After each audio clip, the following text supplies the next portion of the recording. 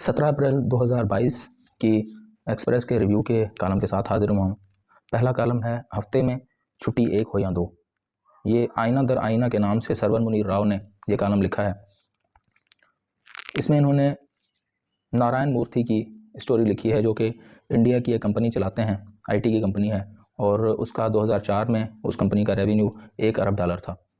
नारायण मूर्ति ने कुछ चीज़ें बयान की हैं कि जो वर्कर है वो रोज़ाना 8 घंटे उसको काम करना चाहिए और वो ओवर टाइम कभी भी ना करे, क्योंकि उसकी भी ज़िंदगी है। वो घर जाता है, अपने बच्चों के साथ खेलता है, और जो है वो कुछ एंटरटेनमेंट, कुछ सारी चीज़ें साथ साथ होनी चाहिए। अगर वर्कर सिर्फ काम पर ध्यान देगा और बाकी जो एक्टिविटीज़ हैं वो नहीं करेगा तो वो फ्रेश होकर अगले दिन फिर काम के लिए नहीं आएगा। तो नारायण मूर्ति कहते हैं कि मैंने कभी भी अपने वर्कर्स को एक्स्ट्रा जॉब या ओवर टाइम का नहीं कहा और ना ही मैं ओवर टाइम करवाता हूँ। तो सरवर मुनीर साहब फरमाते हैं कि इससे कोई सरोकार नहीं होना चाहिए कि हफ्ते में 1 छुट्टी हो या 2 छुट्टी हो, लेकिन जितना भी काम करे इंसान वो दिल जमी के साथ करे, क्योंकि बहुत सारे दफातर के लोग होते हैं जो कि दफ्तर में मौजूद होते हैं लेकिन काम नहीं करते, तो उससे भी फ़ायदा कोई नहीं होगा। तो इस तरह होना चाहिए कि अपने काम जो है उसके साथ आपको लगाव होना चाहिए, क्योंकि कंपनियां तो चेंज होती रहती हैं, लेकिन काम जो है वो उसके साथ लगाव हो तो आप कभी भी तरक्की से नहीं रुक पाते। अगला कॉलम है 0 पॉइंट के नाम से जावेद चौधरी साहब लिखते हैं। उन्वान है बयानिया की जंग।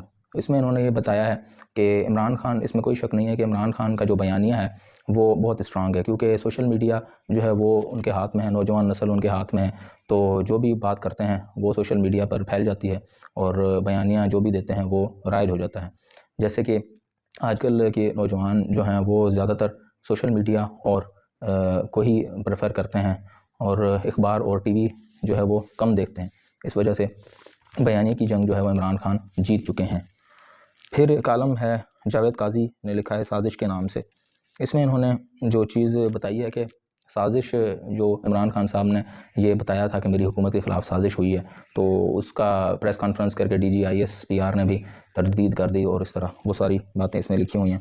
और इन्होंने लिखा है कि खान साहब जो है वो हिटलर बनने की कोशिश कर रहे हैं, क्योंकि और ये जो ज़माना है वो हिटलर के दौर का ज़माना नहीं है कि आप जो भी बात करें उस पर यकीन किया जाए वगैरह वगैरह। इन्होंने अपना इज़हार ख्याल किया है। अगला कॉलम नविश्ता दीवार के नाम से नवाए खामा। नविश्ता दीवार कॉलम का उन्वान है नवाए खामा के नाम से MJ गौहर ने लिखा है। इसमें इन्होंने ये बताया है कि दूसरों की जो भी खामी है वो हमें जल्दी नज़र आती है, लेकिन अपने अगर हमारे आँख में शहतीर भी हो तो नज़र नहीं आता, लेकिन दूसरे की आँख में अगर तिनका हो तो भी नज़र आ जाता है। तो इन्होंने ये इसमें बताया है कि हर इंसान जो है उसमें कोई ना कोई खुसूसियत होती है, लेकिन हमें जो है वो खामियाँ ज़्यादा नज़र आती हैं।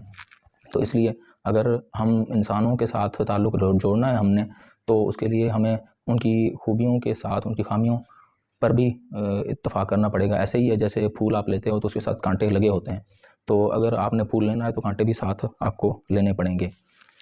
एक मज़मून है, ये सदर हैं सुंदस फाउंडेशन के, उन्होंने ये मज़मून लिखा है 17 अप्रैल जो है वो हीमोफीलिया डे के तौर पर मनाया जाता है। तो इन्होंने इसमें ये मज़मून लिखा है कि पाकिस्तान बल्कि हर 4000 में से और या 5000 में से एक बच्चा जो है वो हीमोफीलिया का शिकार है। हीमोफीलिया जो है एक मौरूसी बीमारी है जिसने 19वीं और 20वीं सदी में इंग्लैंड, रूस, स्पेन, जर्मनी के जो रॉयल ख़ानदान था उसको मुतासर किया। तो आगे जितने भी ये मौरूसी बीमारी है उसकी अवेयरनेस दी जाती है 17 अप्रैल को। तो उन्होंने सुंदस फाउंडेशन के हवाले से लिखा है कि 8 शहरों में पाकिस्तान में काम कर रही है। और इस बीमारी में होता यह है कि आप जो मरीज़ होता है उसको उसमें खून के जमाने के जो खुलिये होते हैं वो कम होते हैं, तो इसलिए कोई भी चोट अगर मरीज़ को लगती है तो खून उसका बहता रहता है और फिर इस नतीजे में मरीज़ की वफ़ात हो जाती है। तो उस मरीज़ को हर कुछ अरसे बाद खून की ज़रूरत पड़ती रहती है।